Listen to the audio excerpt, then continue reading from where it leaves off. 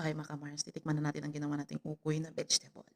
So, meron po akong suka at saka meron po ako yung dal na curry. So, titikman na natin siya. Yung suka ko yung kanina. Wala tayong hipon. Poor tayo ngayon. So, puros na lang vegetable. So, ito.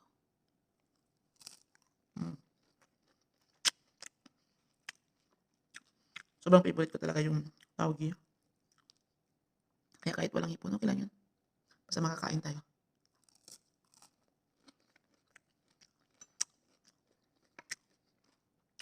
Ito yung dal curry na ginawa ko. Sobrang sarap niya. Sarap ito sa kubos. Mga sa Middle East. Alam nila to.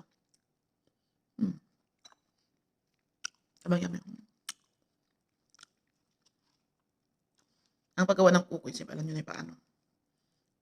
Same lang yun sa vegetable at saka sa may shrimp. So, wala akong shrimp. Puro tayo ngayon.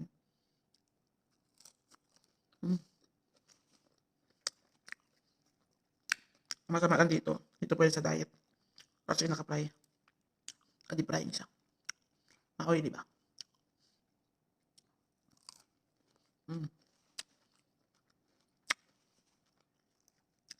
Sabang yummy. Biglang nagutom ako. So, mag-alas 11 na ng gabi. The more siya sunog, the more siya sobrang crispy.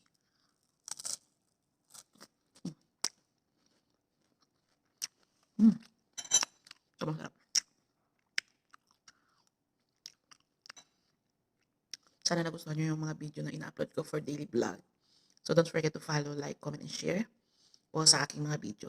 Marami pa po akong mga video na i-share sa inyo kasi ito po yung trabaho ko dito sa Dubai. Sa mga bago kong followers, sa mga subscriber ko, sa mga nag-comment, nag-share. Thank you sa inyo dahil sa support ninyo sa aking pagbablog. Alam ko na ito lang po muna ibabahagi ko sa inyo kasi ito naman yung trabaho ko. Bawal naman ako magbibideo kung ano-ano.